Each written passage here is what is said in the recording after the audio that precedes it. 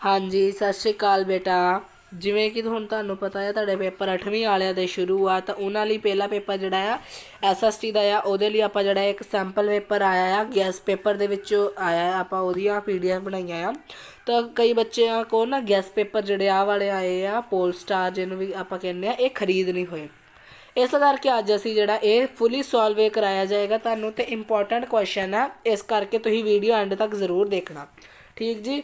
बस गुजारिश है कि प्लीज़ चैनल ਨੂੰ सबसक्राइब कर देना ਤਾਂ ਜੋ ਤੁਹਾਡੇ ਤੋਂ ਮੇਰੀ ਕੋਈ ਵੀ ਵੀਡੀਓ ਮਿਸ ਨਾ ਹੋਏ, ਕਿਉਂਕਿ ਹਲੇ ਤੁਹਾਡੇ ਹੋਰ ਵੀ ਪੇਪਰ ਪਏ ਨੇ, ਉਹਦੇ ਵੀ ਸੈਂਪਲ ਪੇਪਰ ਮੇਰੇ ਚੈਨਲ ਤੇ ਤੁਹਾਨੂੰ ਅਵੇਲੇਬਲ ਹੋਣਗੇ। ਇਸ ਕਰਕੇ ਚਲੋ ਸ਼ੁਰੂ ਕਰਦੇ ਹਾਂ ਅੱਜ ਦੀ ਇਸ ਵੀਡੀਓ ਨੂੰ। ਠੀਕ ਜੀ। ਕੁੱਲ ਅੰਕ ਤੁਹਾਡੇ ਹੋਣਗੇ 80। ਸਮਾਂ ਤੁਹਾਨੂੰ ਮਿਲੇਗਾ 3 ਘੰਟੇ ਦਾ। ਸੁਣੋ ਸਾਰੇ ਪ੍ਰਸ਼ਨ ਲਾਜ਼ਮੀ ਆ। ਪ੍ਰਸ਼ਨ ਪੱਤਰ ਦੇ 6 ਭਾਗ ਹਨ। ਭਾਗ ਊੜਾ ਬਹੁ ਵਿਕਲਪੀ ਪ੍ਰਸ਼ਨ, ਭਾਗ ਆੜਾ ਵਿੱਚ ਵਸਤੂਨਿਸ਼ਟ ਪ੍ਰਸ਼ਨ, ਭਾਗ ਈੜੀ ਦੇ ਵਿੱਚ ਛੋਟੇ ਉੱਤਰਾਂ ਵਾਲੇ ਪ੍ਰਸ਼ਨ। ਠੀਕ ਹੈ। ਭਾਗ ਸੱਸਾ ਵਿੱਚ ਵੱਡੇ ਉੱਤਰ ਵਾਲੇ ਪ੍ਰਸ਼ਨ, 100% ਅੰਦਰੂਨੀ ਛੂਟ, ਭਾਗ ਹਾਹੇ ਸਰੋਤ ਆਧਾਰਿਤ ਪ੍ਰਸ਼ਨ, ਤੇ ਭਾਗ ਹਰ ਭਾਗ ਵਿੱਚ ਦਿੱਤੇ ਨੋਟ ਅਨੁਸਾਰ ਪ੍ਰਸ਼ਨ ਦੇ ਉੱਤਰ ਦਿੱਤੇ ਜਾਣ। ਠੀਕ ਹੈ ਜੀ। ਜੇ ਕਿਤੇ ਜਿਹੜੇ ਸਾਨੂੰ ਇੰਸਟਰਕਸ਼ਨ ਹੈਗੀਆਂ ਆ ਅਸੀਂ ਉਸ ਹਿਸਾਬ ਨਾਲ ਆਨਸਰ ਦੇਵਾਂਗੇ। ਚਲੋ ਸ਼ੁਰੂ ਕਰੀਏ। ਪਹਿਲਾ ਹੈਗਾ ਭਾਗ ਊੜਾ। ਠੀਕ ਜੀ। ਪਹਿਲਾ ਹੈਗਾ ਜਿਹੜੇ ਸਾਧਨ ਮੌਜੂਦ ਤਾਂ ਹਨ ਪਰ ਕੀ ਆ ਮੌਜੂਦ ਹਨ ਉਹਨਾਂ ਦੀ ਵਰਤੋਂ ਕੀਤੀ ਜਾ ਰਹੀ ਹੈ, ਉਹ ਕਿਹੜੇ ਸਾਧਨ ਹੁੰਦੇ ਆ? ਉਹ ਵਿਕਸਿਤ ਸਾਧਨ ਹੁੰਦੇ ਆ। ਈਡੀ ਆਪਸ਼ਨ ਬਿਲਕੁਲ ਠੀਕ ਹੈ। ਸੈਕਿੰਡ ਹੈ ਜੋ ਹੇਠ ਲਿਖੇ ਵਿੱਚੋਂ ਕਿਹੜਾ ਗੈਰ ਕੁਦਰਤੀ ਸਾਧਨ ਹੈ? ਫੈਕਟਰੀਆਂ, ਕਿਉਂਕਿ ਸੂਰਜ, ਜੰਗਲ ਤੇ ਭੂਮੀ ਕੁਦਰਤੀ ਆ। ਸੋ ਕੀ ਆਏਗਾ? ਫੈਕਟਰੀਆਂ। ਫਿਰ ਹੈ ਲੋਹੇ ਅਤੇ ਸਟੀਲ ਬਣਾਉਣ ਲਈ ਕਿਹੜਾ ਖਣਿਜ ਵਰਤਿਆ ਜਾਂਦਾ ਹੈ ਜੀ? ਮੈਗਨੀਜ਼। ਕਿਹੜਾ? ਮੈਗਨੀਜ਼। ਫਿਰ ਹੈ ਹੜ੍ਹਾਂ ਦੇ ਆਉਣ ਦੇ ਪ੍ਰਮੁੱਖ ਕਾਰਨ ਕਿਹੜੇ ਆ? ਜ਼ਿਆਦਾ ਵਰਖਾ ਹੋਣਾ, ਬੱਦਲਾਂ ਦਾ ਫਟਣਾ, ਬੰਨ ਦਾ ਟੁੱਟਣਾ, ਉਪਰੋਕਤ ਸਾਰੇ। ਦੇਖੋ ਇੱਕ ਵਾਰੀ ਤੁਸੀਂ ਜੇ ਸਾਰੀ ਆਪਸ਼ਨਾਂ ਪੜ੍ਹੋਗੇ ਨਾ ਤਾਂ ਤੁਹਾਨੂੰ ਆਪਣੇ ਆਪ ਜਿਹੜੇ ਆ ਇਹਨਾਂ ਦੇ ਆਨਸਰ ਮਿਲ ਜਾਣਗੇ। ਪੰਜਵਾਂ ਹੈ ਇਹ 11 ਅੱਖਰਾਂ ਦਾ ਇੱਕ ਕੋਡ ਹੁੰਦਾ ਹੈ ਜੋ ਉਸ ਬੈਂਕ ਅਤੇ ਉਸਦੀ ਸ਼ਾਖਾ ਦੀ ਪਛਾਣ ਕਰਵਾਉਂਦਾ ਹੈ ਜਿਸ ਵਿੱਚ ਖਾਤਾ ਹੈ। ਉਹ ਕੀ ਹੁੰਦਾ ਹੈ ਜੀ? IFSC code. IFSC ਕੋਡ ਆਪਾਂ ਬੋਲ ਦਿੰਦੇ ਵੈਸੇ। ਫਿਰ ਹੈ ਭਾਰਤ ਵਿੱਚ ਆਧੁਨਿਕ ਕਾਲ ਦਾ ਆਰੰਭ ਕਦੋਂ ਹੋਇਆ ਸੀ ਜੀ? 18ਵੀਂ ਸਦੀ ਵਿੱਚ। ਫਿਰ ਹੈ ਲਾਰਡ ਕਾਰਨਵਾਲਿਸ ਦੁਆਰਾ ਭੂਮੀ ਪ੍ਰਬੰਧ ਸਥਾਈ ਬੰਦੋਬਸਤ ਕਿੱਥੇ ਸ਼ੁਰੂ ਕੀਤਾ ਗਿਆ ਸੀ? ਬੰਗਾਲ ਵਿੱਚ ਵੀ ਹੋਇਆ ਸੀ, ਬਿਹਾਰ ਵਿੱਚ ਵੀ ਹੋਇਆ ਸੀ, ਉੜੀਸਾ ਵਿੱਚ ਵੀ ਹੋਇਆ ਸੀ। ਸੋ ਉਪਰੋਕਤ ਸਾਰੇ। ਉੜੀਸਾ ਵਿੱਚ ਕਿਹੜੇ ਕਬੀਲੇ ਦੇ ਲੋਕਾਂ ਨੇ ਅੰਗਰੇਜ਼ਾਂ ਖਿਲਾਫ ਵਿਦਰੋਹ ਕੀਤਾ? ਗੋਂਡ। 1857 ਦੇ ਵਿਦਰੋਹ ਦਾ ਤਤਕਾਲੀ ਕਾਰਨ ਕੀ ਸੀ? ਠੀਕ ਜੀ। ਚਰਬੀ ਵਾਲੇ ਕਾਰਤੂਸਾਂ ਦੀ ਵਰਤੋਂ ਕਰਨਾ। ਠੀਕ ਜੀ। ਫਿਰ ਹੈ ਹੇਠ ਲਿਖੇ ਵਿੱਚੋਂ ਕਿਹੜਾ ਉਦਾਰਵਾਦੀ ਨੇਤਾ ਸੀ? ਦਾਦਾ ਭਾਈ ਨਰੋਜੀ, ਸੁਰਿੰਦਰ ਨਾਥ ਬੈਨਰਜੀ, ਉਪਰੋਕਤ ਦੋਵੇਂ। ਕੀ ਇਹਨਾਂ ਵਿੱਚ ਕੋਈ ਨਹੀਂ? ਉਪਰੋਕਤ ਦੋਵੇਂ ਸਹੀ ਉੱਤਰ ਬਣੇਗਾ ਜੀ। ਨੌਜਵਾਨ ਭਾਰਤ ਸਭਾ ਦੀ ਸਥਾਪਨਾ ਕਿਸ ਨੇ ਕੀਤੀ ਸੀ? ਭਗਤ ਸਿੰਘ ਅਤੇ ਉਹਨਾਂ ਦੇ ਸਾਥੀਆਂ ਨੇ। ਫਿਰ ਹੈ ਇਹ ਸੰਵਿਧਾਨ ਦੇ ਆਰੰਭ ਵਿੱਚ ਦਰਜ ਹੈ। ਇਸ ਨੂੰ ਸੰਵਿਧਾਨ ਦੀ ਕੁੰਜੀ ਵੀ ਕਿਹਾ ਜਾਂਦਾ ਆ। ਕਿਹਨੂੰ ਕਿਹਾ ਜਾਂਦਾ ਆ? ਪ੍ਰਸਤਾਵਨੇ ਨੂੰ ਸੰਵਿਧਾਨ ਦੀ ਕੁੰਜੀ ਕਿਹਾ ਜਾਂਦਾ, ਕਿਉਂਕਿ ਸੰਵਿਧਾਨ ਦੇ ਸਾਰੇ ਮੁੱਢਲੇ ਮੁੱਖ ਉਦੇਸ਼ ਜਿਹੜੇ ਆ ਪ੍ਰਸਤਾਵਨਾ ਦੇ ਵਿੱਚ ਦਰਜ ਆ।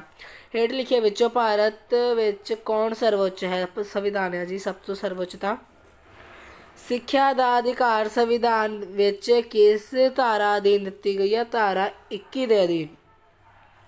ਪੰਜਾਬ ਵਿੱਚ ਰਾਜ ਸਭਾ ਲਈ ਕਿੰਨੇ ਮੈਂਬਰ ਚੁਣੇ ਜਾਂਦੇ ਆ ਜੀ? ਰਾਜ ਸਭਾ ਲਈ 7 ਤੇ ਲੋਕ ਸਭਾ ਲਈ 13। ਯਾਦ ਰੱਖਣਾ, ਰਾਜ ਸਭਾ ਲਈ 7, ਲੋਕ ਸਭਾ ਲਈ 13।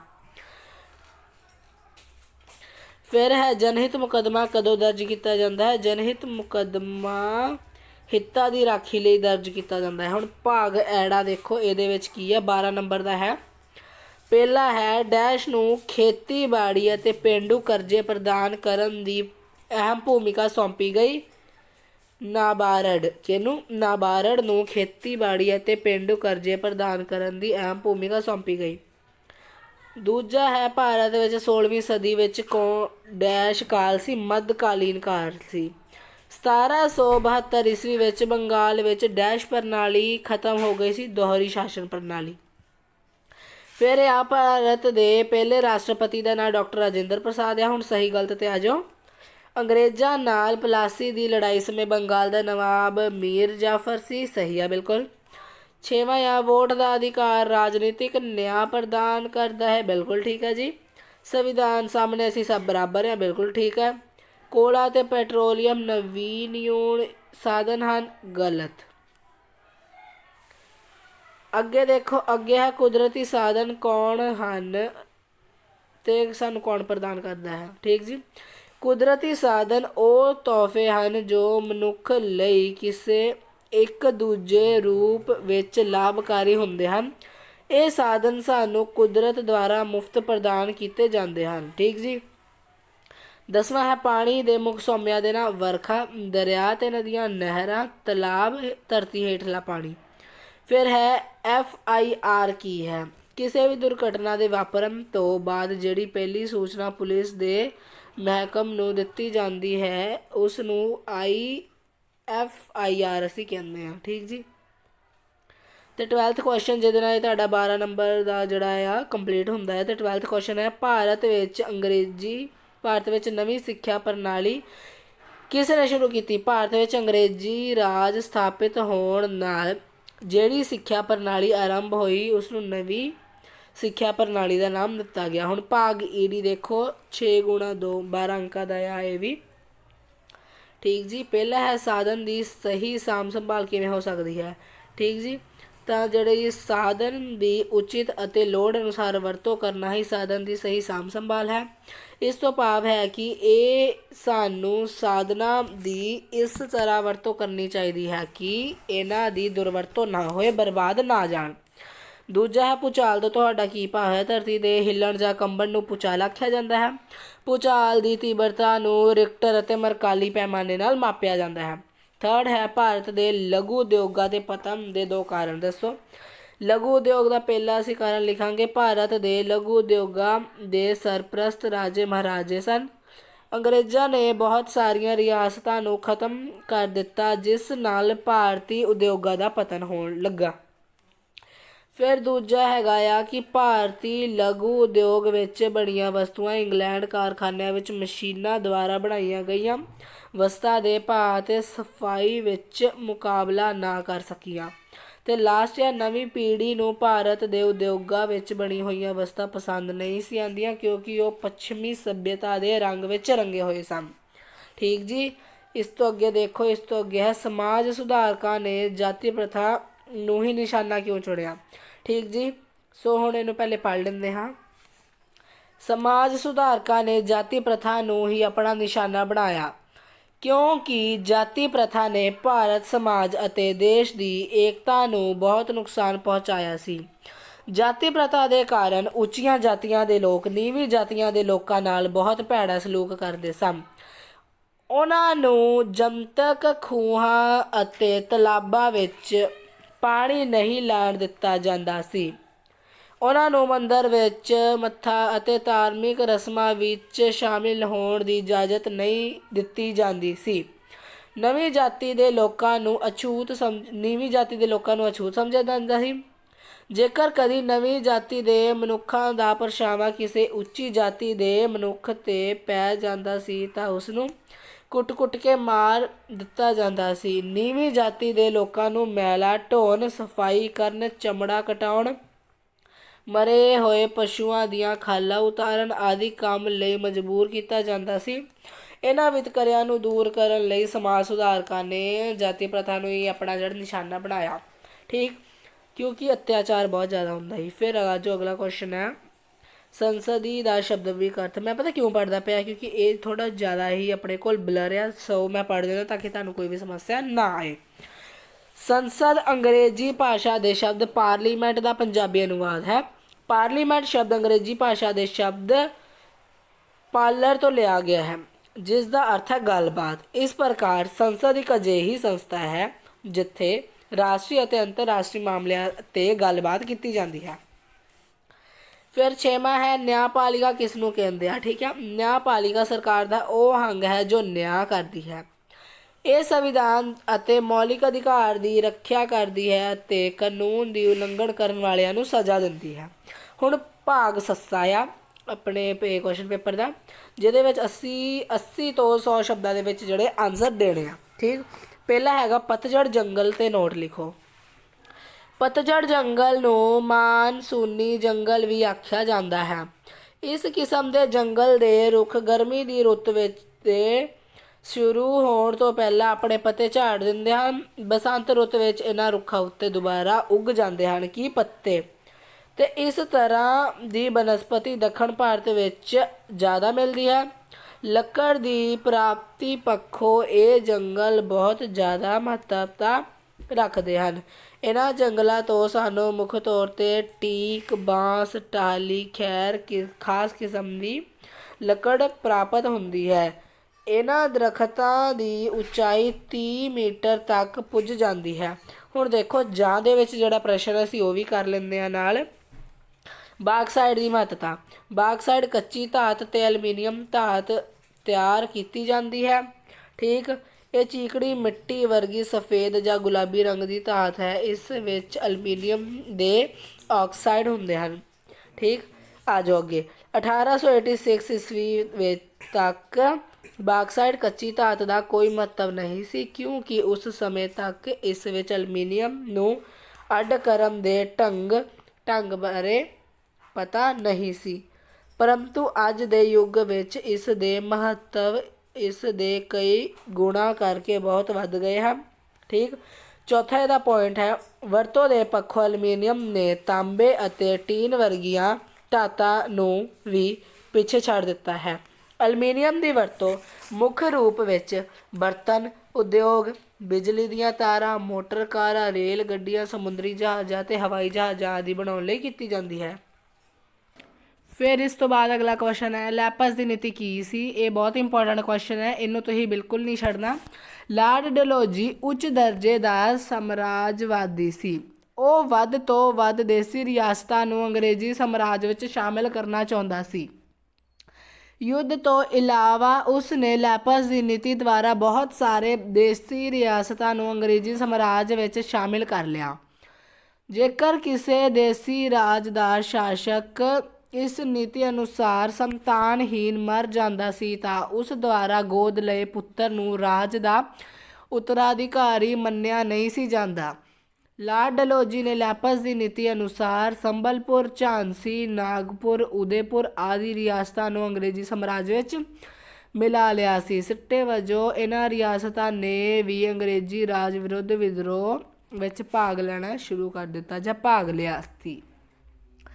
ਜਾਂ ਵਾਲਾ ਕਿ ਪੱਛਮੀ ਸਿੱਖਿਆ ਪ੍ਰਣਾਲੀ ਦੇ ਪ੍ਰਭਾਵ। ਪੱਛਮੀ ਸਿੱਖਿਆ ਪ੍ਰਣਾਲੀ ਦੇ ਆਰੰਭ ਹੋਣ ਨਾਲ ਦੇਸੀ ਭਾਸ਼ਾਵਾਂ ਦੇ ਵਿਦਵਾਨਾਂ ਦੀ ਕਦਰ ਘਟ ਗਈ। ਨਵੀਂ ਸਿੱਖਿਆ ਮਹਿੰਗੀ ਹੋਣ ਕਰਕੇ ਭਾਰਤ ਦੇ ਜ਼ਿਆਦਾਤਰ ਲੋਕ ਅਨਪੜ੍ਹ ਹੀ ਰਹਿ ਗਏ ਸਨ।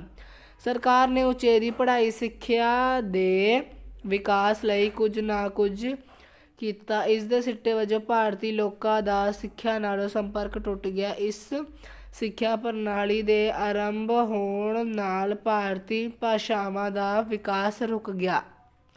ਇਸ ਦੇ ਬਾਵਜੂਦ ਇਸ ਸਿੱਖਿਆ ਪ੍ਰਣਾਲੀ ਦੇ ਕੁਝ ਲਾਭ ਵੀ ਹੋਏ। ਅੰਗਰੇਜ਼ੀ ਮਾਧਿਅਮ ਵਿੱਚ ਸਿੱਖਿਆ ਪ੍ਰਾਪਤ ਕਰਨ ਦੇ ਸਿੱਟੇ ਵਜੋਂ ਭਾਰਤ ਦੇ ਲੋਕਾਂ ਨੂੰ ਯੂਰਪ ਅਤੇ ਵਿਸ਼ਵ ਵਿੱਚ ਵਾਪਰਨ ਵਾਲੀਆਂ ਘਟਨਾਵਾਂ ਦਾ ਪਤਾ ਲੱਗਣ ਲੱਗਾ। ਉਹਨਾਂ ਵਿੱਚ ਸਮਾਨਤਾ, ਸੁਤੰਤਰਤਾ, ਰਾਸ਼ਟਰੀਅਤਾ ਦੀ ਭਾਵਨਾ ਪੈਦਾ ਹੋਈ। ਇਹ ਵਿਚਾਰ ਉਹਨਾਂ ਦੇ ਆਮ ਭਾਰਤੀਆਂ ਤੱਕ ਪਹੁੰਚਾਏ ਜਿਸ ਨਾਲ ਸਾਡੇ ਰਾਸ਼ਟਰੀ ਅੰਦੋਲਨ ਨੂੰ ਬਲ ਮਿਲਿਆ। ਫਿਰ ਹੈ ਸਵਦੇਸ਼ੀ ਅੰਦੋਲਨ ਬਾਈਕਾਟ। ਤੋਂ ਤੁਸੀਂ ਕੀ ਸਮਝਦੇ ਹੋ? ਸਵਦੇਸ਼ੀ ਅਤੇ ਬਾਈਕਾਟ ਅੰਦੋਲਨ ਬੰਗਾਲ ਦੀ ਵੰਡ ਦਾ ਸਿੱਟਾ ਸੀ। ਭਾਵੇਂ ਇਸ ਦਾ ਆਰੰਭ ਬੰਗਾਲ ਵਿੱਚ ਹੋਇਆ ਪਰ ਛੇਤੀ ਹੀ ਭਾਰਤ ਦੇ ਹੋਰਨਾਂ ਹਿੱਸਿਆਂ ਵਿੱਚ ਵੀ ਫੈਲ ਗਿਆ। ਸੁਰਿੰਦਰ ਨਾਥ ਬੈਨਰਜੀ, ਵਿਪਨ ਚੰਦਰ ਪਾਲ, ਬਾਲ ਗੰਗਾਧਰ ਤਿਲਕ ਆਦਿ ਇਸ ਅੰਦੋਲਨ ਦੇ ਪ੍ਰਮੁੱਖ ਨੇਤਾ ਸਨ।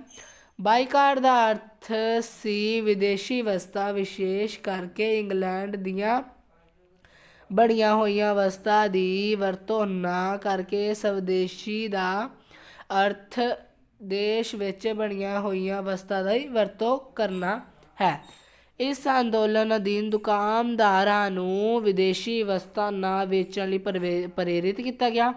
ਥਾਂ ਥਾਂ 'ਤੇ ਵਿਦੇਸ਼ੀ ਕੱਪੜੇ ਅਤੇ ਹੋਰ ਵਸਤਾਂ ਦੀ ਹੋਲੀ ਜਲਾਈ ਗਈ। ਇਸ ਅੰਦੋਲਨ ਦਾ ਉਦੇਸ਼ ਅੰਗਰੇਜ਼ੀ ਸਰਕਾਰ ਨੂੰ ਆਰਥਿਕ ਹਾਨੀ ਪਹੁੰਚਾਉਣਾ ਸੀ। ਇਹ ਇੱਕ ਸਫਲ ਅੰਦੋਲਨ ਸੀ ਜਿਸ ਨੇ ਭਾਰਤੀ ਰਾਸ਼ਟਰੀ ਅੰਦੋਲਨ ਨੂੰ ਦ੍ਰਿੜ ਕਰਨ ਵਿੱਚ ਮਹੱਤਵਪੂਰਨ ਭੂਮਿਕਾ ਨਿਭਾਈ। ਸੋ ਇਸ ਤੋਂ ਬਾਅਦ ਜਿਹੜਾ ਜਾਂ ਦੇ ਵਿੱਚ ਪ੍ਰਸ਼ਨ ਆ ਕਿ ਭਾਰਤ ਛੱਡੋ ਅੰਦੋਲਨ, ਆਓ ਇਹਨੂੰ ਵੀ ਹੁਣ ਕਰਦੇ ਹਾਂ ਰੀਡ। ਭਾਰਤ ਛੱਡੋ ਅੰਦੋਲਨ ਦਾ ਮਤਾ ਕਾਂਗਰਸ ਦੁਆਰਾ 8 ਅਗਸਤ 1942 ਈਸਵੀ ਨੂੰ ਬੰਬਈ ਵਿਖੇ ਇੱਕ ਵਿਸ਼ੇਸ਼ ਇਜਲਾਸ ਆਯੋਜਿਤ ਕਰਕੇ ਪਾਸ ਕੀਤਾ ਗਿਆ। ਇਸ ਦਾ ਕਾਰਨ ਇਹ ਸੀ ਕਿ ਇਹ ਦੂਜੇ ਵਿਸ਼ਵ ਯੁੱਧ ਦੇ ਦਿਨ ਸਨ ਅਤੇ ਜਾਪਾਨ ਭਾਰਤ ਉੱਤੇ ਹਮਲਾ ਕਰਨ ਦੀਆਂ ਤਿਆਰੀਆਂ ਕਰ ਰਿਹਾ ਸੀ। ਗਾਂਧੀ ਜੀ ਦਾ ਵਿਚਾਰ ਸੀ ਜੇਕਰ ਅੰਗਰੇਜ਼ ਭਾਰਤ ਤੋਂ ਚਲੇ ਜਾਣ ਤਾਂ ਜਾਪਾਨ ਹੀ ਇਹ ਹਮਲਾ ਹੀ ਨਹੀਂ ਕਰੇਗਾ। ਗਾਂਧੀ ਜੀ ਨੇ ਇਸ ਅੰਦੋਲਨ ਨੂੰ ਆਪਣੇ ਜੀਵਨ ਦਾ ਅੰਤਿਮ ਅੰਦੋਲਨ ਦੱਸਿਆ ਅਤੇ ਲੋਕਾਂ ਨੂੰ ਕਰੋ ਜਾਂ ਮਰੋ ਦਾ ਨਾਅਰਾ ਦਿੱਤਾ। ਇਸ ਤੋਂ ਅਗਲੇ ਹੀ ਦਿਨ 9 ਅਗਸਤ ਨੂੰ ਸਰਕਾਰ ਨੇ ਗਾਂਧੀ ਜੀ ਅਤੇ ਕਾਂਗਰਸ ਦੇ ਹੋਰ ਉੱਘੇ ਨੇਤਾਵਾਂ ਨੂੰ ਬੰਦੀ ਬਣਾ ਲਿਆ। ਇਹ ਖਬਰ ਸਾਡੇ ਦੇਸ਼ ਵਿੱਚ ਜੰਗਲ ਦੀ ਅੱਗ ਦੀ ਤਰ੍ਹਾਂ ਫੈਲ ਗਈ। ਗੁੱਸੇ ਵਿੱਚ ਆਏ ਲੋਕਾਂ ਨੇ ਥਾਂ ਥਾਂ ਪੁਲਿਸ ਥਾਣਿਆਂ, ਸਰਕਾਰੀ ਭਵਨਾਂ, ਡਾਕਖਾਨਿਆਂ, ਰੇਲਵੇ ਸਟੇਸ਼ਨਾਂ ਆਦਿ ਨੂੰ ਅੱਗ ਲਗਾ ਕੇ ਸਾੜ ਦਿੱਤਾ। ਪੁਲਿਸ ਨੇ ਵੀ ਲੋਕਾਂ ਨੂੰ ਬਹੁਤ ਅਤਿਆਚਾਰ ਕੀਤੇ ਪਰੰਤੂ ਸਰਕਾਰ ਇਸ ਅੰਦੋਲਨ ਨੂੰ ਦਬਾਉਣ ਵਿੱਚ ਅਸਫਲ ਰਹੀ। ਮਤਲਬ ਲੋਕ ਸਭਾ ਹੇਠਲਾ ਭਾਰਤੀ ਸੰਸਦ ਦੀ ਬਣਤਰ ਲਿਖੋ। ਠੀਕ ਜੀ। ਲੋਕ ਸਭਾ ਹੇਠਲਾ ਅਰਥਾਤ ਲੋਕਾਂ ਦਾ ਸਦਨ। ਇਸ ਵਿੱਚ ਲੋਕਾਂ ਦੁਆਰਾ ਪ੍ਰਤੱਖ ਜਾਂ ਅਪ੍ਰਤੱਖ ਚੁਣੇ ਹੋਏ ਮੈਂਬਰ ਆਉਂਦੇ ਹਨ। ਇਸ ਦੇ ਮੈਂਬਰਾਂ ਦੀ ਗਿਣਤੀ ਸਮੇਂ-ਸਮੇਂ 'ਤੇ ਵੱਧਦੀ ਗਈ। ਵਰਤਮਾਨ ਸਮੇਂ ਲੋਕ ਸਭਾ ਦੇ ਮੈਂਬਰਾਂ ਦੀ ਗਿਣਤੀ 545 ਨਿਸ਼ਚਿਤ ਕੀਤੀ ਗਈ ਹੈ। 543 ਮੈਂਬਰ ਸਿੱਧੇ ਤੌਰ 'ਤੇ ਚੁਣੇ ਜਾਂਦੇ ਆ ਅਤੇ 2 ਮੈਂਬਰ ਰਾਸ਼ਟਰਪਤੀ ਨਾਮਜ਼ਦ ਕਰਦਾ ਆ। ਅਨੁਸੂਚਿਤ ਜਾਤੀਆਂ ਅਤੇ ਜਨਜਾਤੀਆਂ ਲਈ ਰਾਖਵੇਂਕਰਨ ਦੀ ਵਿਵਸਥਾ ਹੈ। ਪੰਜਾਬ ਵਿੱਚ 13 ਮੈਂਬਰ ਚੁਣੇ ਕੇ ਲੋਕ ਸਭਾ ਵਿੱਚ ਜਾਂਦੇ ਹਨ। ਇਹ ਇੱਕ ਅਸਥਾਈ ਸਦਨ ਹੈ। ਰਾਸ਼ਟਰਪਤੀ ਇਸ ਸਦਨ ਨੂੰ ਸੰਵਿਧਾਨ ਦੇ ਕਾਨੂੰਨ ਅਨੁਸਾਰ ਤੋੜ ਵੀ ਸਕਦਾ ਹੈ ਅਤੇ ਦੁਬਾਰਾ ਚੋਣ ਕਰਵਾਈ ਜਾ ਸਕਦੀ ਹੈ। ਸੈਕਿੰਡ ਹੈ ਇਸ ਵਿੱਚ ਰਾਜ ਸਭਾ। ਰਾਜ ਸਭਾ ਨੂੰ ਉੱਪਰਲਾ ਸਦਨ ਵੀ ਕਿਹਾ ਜਾਂਦਾ ਹੈ। ਇਹ ਇੱਕ ਸਥਾਈ ਸਦਨ ਹੈ। ਵਰਤਮਾਨ ਇਸ ਸਦਨ ਦੇ ਮੈਂਬਰਾਂ ਦੀ ਕੁੱਲ ਸੰਖਿਆ 250 ਨਿਸ਼ਚਿਤ ਕੀਤੀ ਗਈ ਹੈ। 238 ਮੈਂਬਰ ਰਾਜ ਅਤੇ ਕੇਂਦਰ ਸ਼ਾਸਿਤ ਪ੍ਰਦੇਸ਼ ਵੱਲੋਂ ਅਤੇ 12 ਰਾਸ਼ਟਰਪਤੀ ਦੁਆਰਾ ਨਾਮਜ਼ਦ ਕੀਤੇ ਜਾਂਦੇ ਹਨ। ਇਹ ਮੈਂਬਰ ਅਪ੍ਰਤੱਖ ਚੋਣ ਵਿਧੀ ਨਾਲ ਚੁਣੇ ਜਾਂਦੇ ਹਨ। ਲੋਕਾਂ ਦੁਆਰਾ ਚੁਣੇ ਮੈਂਬਰ ਮੁੜ ਇਹਨਾਂ ਨੂੰ ਚੁਣਦੇ ਹਨ। ਇਹ ਸਥਾਈ ਸਦਨ ਹੈ ਜੋ ਲੋਕ ਸਭਾ ਦੇ ਟੁੱਟਣ ਤੋਂ ਬਾਅਦ ਵੀ ਕੰਮ ਕਰਦਾ ਰਹਿੰਦਾ ਹੈ। ਇਸ ਦੇ 2/3 ਮੈਂਬਰ ਹਰ 2 ਸਾਲ ਬਾਅਦ ਰਿਟਾਇਰ ਹੋ ਜਾਂਦੇ ਹਨ। ਉਹਨਾਂ ਦੀ ਥਾਂ ਨਵੇਂ ਮੈਂਬਰ ਜਿਹੜੇ ਆ ਨਿਯੁਕਤ ਕਰ ਲਏ ਜਾਂਦੇ ਹਨ।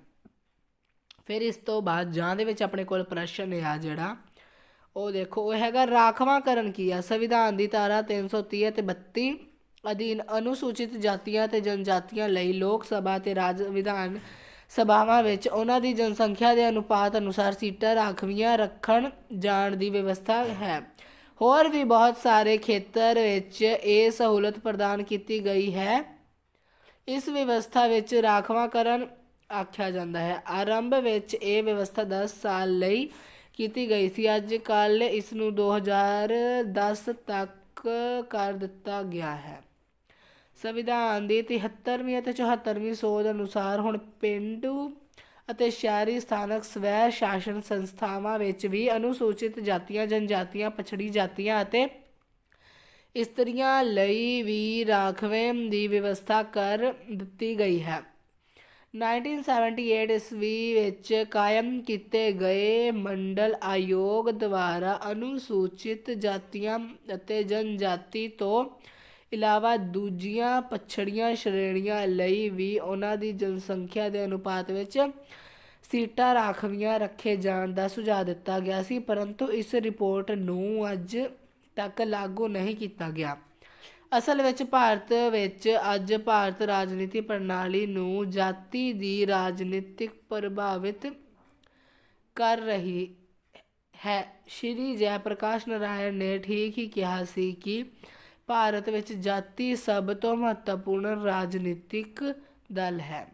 ਹੁਣ ਭਾਗ ਹਾਹਾ ਆ ਜਿਹਦੇ ਵਿੱਚ ਵਸਤੂਨਿਸ਼ਟ ਪ੍ਰਸ਼ਨ ਨੇ, ਸੋ ਪੈਰਾ ਪੜ੍ਹ ਲਓ, ਫਿਰ ਪੈਰਾ ਪੜ੍ਹ ਕੇ ਆਨਸਰ ਦਿੰਦੇ ਆ, ਇੰਨਾ ਵੱਡਾ ਪੈਰਾ ਆ।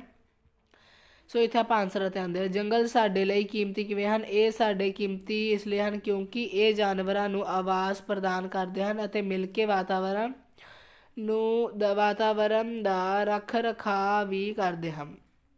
ਫਿਰ ਇਸ ਤੋਂ ਅੱਗੇ ਹੈ ਜੰਗਲਾਂ ਦਾ ਵਿਨਾਸ਼ ਲਈ ਕਿਹੜੀ ਗਤੀਵਿਧੀਆਂ ਜ਼ਿੰਮੇਵਾਰ ਹਨ? ਜਲਵਾਯੂ ਵਿੱਚ ਤਬਦੀਲੀਆਂ ਅਤੇ ਮਨੁੱਖ ਦਖਲ ਅੰਦਾਜ਼ੀ, ਪੌਦਿਆਂ, ਜੰਗਲ ਅਤੇ ਜਾਨਵਰਾਂ ਲਈ ਕੁਦਰਤੀ ਨਿਵਾਸ ਸਥਾਨਾਂ ਦੇ ਨੁਕਸਾਨ ਦਾ ਕਾਰਨ ਬਣਦੀ ਹੈ। ਜੰਗਲ ਦੀ ਕਟਾਈ ਇਹਨਾਂ ਵਿੱਚ ਇੱਕ ਪ੍ਰਮੁੱਖ ਗਤੀਵਿਧੀ ਹੈ।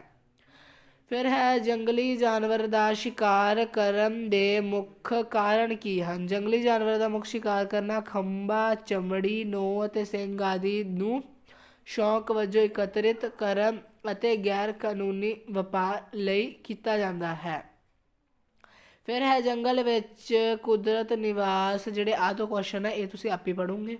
ਅੱਗੇ ਵੱਧਦੇ ਹਾਂ। ਅੱਗੇ ਹੈ ਭਾਗ ਕੱਕਾ, ਜਿਹਦੇ ਵਿੱਚ ਤੁਸੀਂ ਦੱਸਣਾ ਹੈ ਭਾਰਤ ਦੇ ਨਕਸ਼ੇ ਵਿੱਚ ਕੋਈ 10 ਸਥਾਨ ਭਰਨੇ ਆ। 10 ਵਿੱਚੋਂ ਤੁਹਾਨੂੰ ਜਿਹੜੇ ਆ 10 ਨੰਬਰ ਇੱਥੇ ਪੱਕੇ ਹੋ ਜਾਣਗੇ। ਠੀਕ ਜੀ। ਜਲੋੜ ਮਿੱਟੀ ਦਾ ਇੱਕ ਖੇਤਰ ਪੰਜਾਬ ਭਰ ਸਕਦੇ ਹੋ।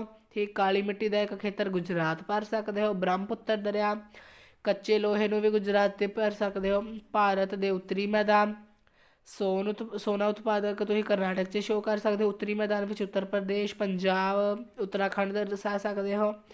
ਮੈਗਨੀਜ਼ ਦਾ ਇੱਕ ਖੇਤਰ ਮੇਰਾ ਖਿਆਲ ਆਂਧਰਾ ਪ੍ਰਦੇਸ਼ ਹੈ, ਚੈੱਕ ਕਰ ਲੈਣਾ ਵੈਸੇ ਇਹ।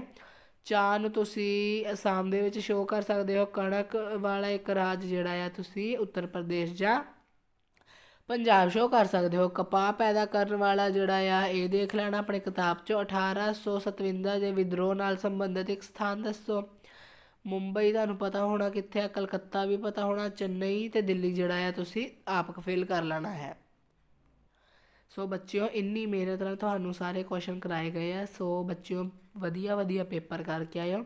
ਠੀਕ ਜੀ। ਕਾਹਲੀ ਕਿਸੇ ਨੇ ਕੋਈ ਨਹੀਂ ਕਰਨੀ, ਆਰਾਮ ਨਾਲ ਲਿਖ ਕੇ ਆਉਣਾ ਸਾਰਾ ਪੇਪਰ, ਕੁਐਸਚਨ ਤਾਰ ਕੇ ਫਿਰ ਆਨਸਰ ਲਿਖਣਾ। ਹੁਣ ਤੁਸੀਂ ਇਹਦਾ ਇਹ ਮਤਲਬ ਨਾ ਸਮਝਿਓ ਕਿ ਸਰ ਨੇ ਕਿਹਾ ਕੁਐਸਚਨ ਤਾਰਨਾ, ਤਾਂ ਮਤਲਬ ਅਸੀਂ ਇੱਕ MCQ ਫਿਰ ਆਪਸ਼ਨ। MCQ ਜਿਹੜਾ ਹੈ ਤੁਸੀਂ ਆਪਣੇ ਹਿਸਾਬ ਨਾਲ ਕਰਨੇ ਆ। ਦੇਖੋ ਜਿਹੜੇ ਕੁਐਸਚਨ ਛੋਟੇ ਆ ਉਹ ਤੁਸੀਂ ਤਾਰ ਲੈਣੇ ਆ।